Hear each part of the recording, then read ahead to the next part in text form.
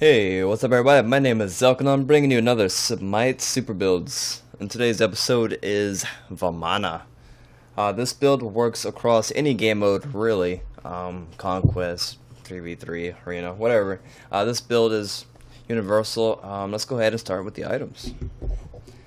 Oh yeah, sorry, actives.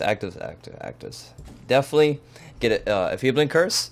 If you're fighting a healer or a strong HP 5 god like Hercules or an enemy of Vamana, go ahead and get Weakening Curse. This, because reason being, this reduces the healing of your opponents by 100%. So it shuts down any healer or heavy HP 5 god. So if not, go ahead and go with Feebling Curse. That way, as you approach them, you pop this. It slows them down. That way, you can get up to them and start, beating them down. Turn to your ulti form, and with your haste and Vitalis, you can keep up the pace. And you're just going to bash their face in. So, Feebling Curse is really great for Vamana.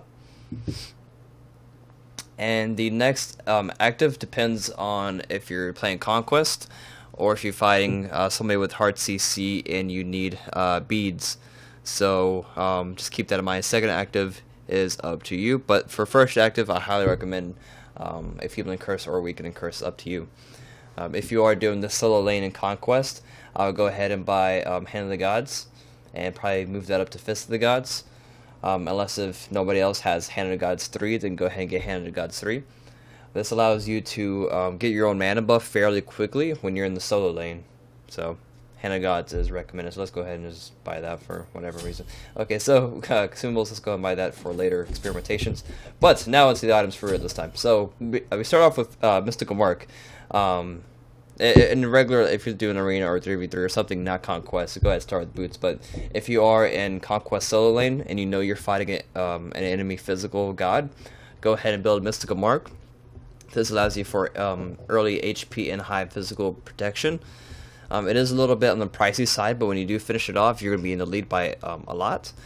Due to the aura, this allows you to clear lanes a lot faster, and also when you do engage in fights and team fights, you have extra damage per second going out, and it's magical on top of that. Since they're going to be building physical that counter you, they're going to have next to none magical defense, allowing you to get a lot of use after out of Mystical Mark. So this works really well with him.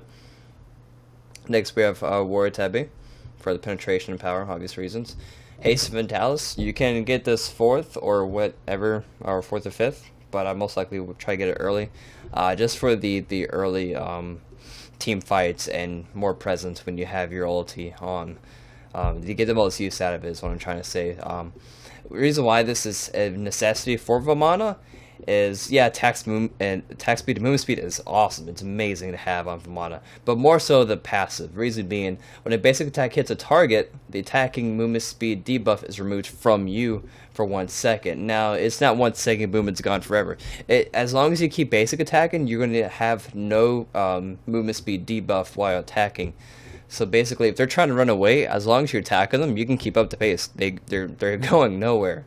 Especially if you pop your Feebling Curse, they're going nowhere. They're going to feel the wrath of your umbrella. So next we have Witch Stone. This works really well. Main reason for the physical protection, and also great movement speed and attack speed to catch up to your opponents. But also what's really nice is when you're in your ulti form and you're doing those team fights, you're taking a lot of damage for the enemy team. This aura helps you out quite a bit because it reduces the enemy's attack speed and their physical power. So they're going to take more damage from you, and they can do less damage towards you since their attack speed is reduced. It's a really great item for Vamana. Next, this is the more typical warrior solo lane item. It is High the Urchin. This gives you the magical protection that you do need, and also giving you the physical protection that Vamana needs for his passive. His ulti. Basically, what his ulti does is transforms all your physical defense into your physical power, while maintaining your defense, and your power just scales so high without having to buy a lot of physical power items. This one makes Vamana so potent and so strong in team fights when he turns it to his ulti. So this works really well. If your team's not doing good and you're not getting many god kills or assists, basically if you're not getting stacks, I would change this out, and I would go ahead and sell this. I'm not going to actually do it, but I would get rid of that and go ahead and go Anka the Bear. This right here. This is really a cheap item. This gives you a lot of protection and the HP that you do need. And it converts it to physical power. The same thing that his ulti does. It pretty much, it's an addition to your ulti, making you just really brutal as far as damage. But this may be overkill. You may go above cap, which you actually can't. So it might be a little of a waste. But that is totally up to you. You can get the other one, but we have no HP items besides Mystical Mark in this build. So this is also, like I said, it's an alternative if you don't want to get Mystical Mark. This can easily replace Mystical Mark. But of course you lose the aura aspect to Mystical Mark. But this is also a great alternative item for Vamana to replace either Hide of the Urchin or a Mystical Mark. So this is, just keep that in mind. So we have Hide of the Urchin here. Really, it's a really great item. I love it a lot. As long as you're getting kills and or assist, it works really great for warriors in general. Next we have Focus Void Blade. This gives you a little bit more power, more protection, and penetration that you do need. So we have a grand total of 40 physical penetration out of 50. So this hits your makes your attacks more closer to true damage, allowing just more sheer power when you turn into your ulti form. And that kind of covers it for our builds in general. So I went ahead and got the full stack of 10 for the Hide of the Urchin, and as you can see we have 296 physical defense, which is really a crap load since the cap is 320, and also bumps our magical defense up to 113. This allows you, to be a little bit more tanky against magical gods, so that's really good. Now power is not too bad without being our ulti form. 114 is not too bad at all, and we have an attack speed of 1.7. So when you turn into your ulti, you're gonna be just bashing people in, and of course an amazing movement speed of 509. That's without your one. If you go ahead and pop your one, you're going to be moving at 697 speed. So this allows you to quickly gank and conquest and just start team fights really quickly or chase down anybody just really fast. So let's go ahead and get red buff. That's our sheer power and text, which is brutal. So now we have red buff, so 131 physical power. We're going ahead and pop physical potion, 115, and elixir, 175. Let's go ahead and end down the Gold Fury.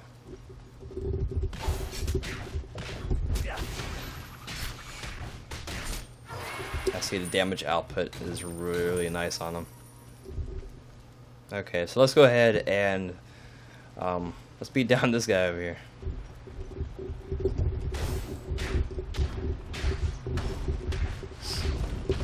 As you see, he's taking a little bit, so let's change to our ulti form. 251 constant hits. It's just brutal. A giant on giant action.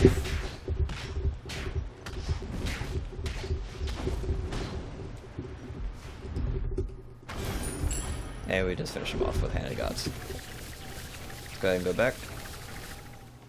So now we see have a power of 248 with the Fire Giant buff. I'm going to go ahead and lower our ulti cooldown by getting hit by Raw. So as you can see, this is his passive. Each time you get hit, it lowers your ulti by another second, so that shortens that up quite a bit.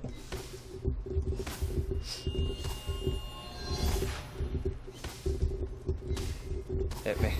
There you go. That's what I like to see. Okay, let's go ahead and finish him off. Okay, so he's gonna respawn, and then we're gonna ulti, and just keep an eye on our sheer power. Okay, hit 4. We have 456 power and cap.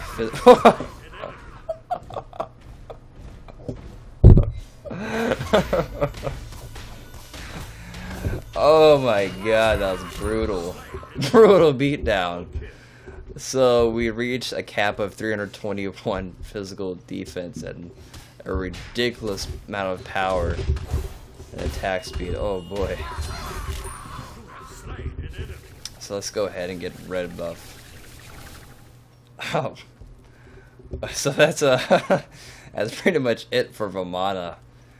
Like I said, if you don't want to get Hide the Urchin, go ahead and get Ankh of the Bear, or go ahead and get a maybe like Malice or Rage, probably Rage, since you're not going to get Deathbringer, get Rage. That way your basic attacks will crit, and you also have more power and more attack speed. So those are some alternative items for him. I see his basics just hit crazy hard right now. He's so tanky. We're a little low on the HP side, but with your ultimate, it doesn't matter too much. And since we have such a high presence with our just sheer power and heavy physical defense, it's gonna be quite hard to shut down Vamana. So let's go ahead and do this one more time as my frames drop. Okay, so one more time. 456 power. Beat him down. 479 hits, non-crits. So that is this Vamana build. Hope you enjoy. Hope this helps you out. And I see you guys later in the next super builds. Oh man, that ult is a beast. Alright, peace.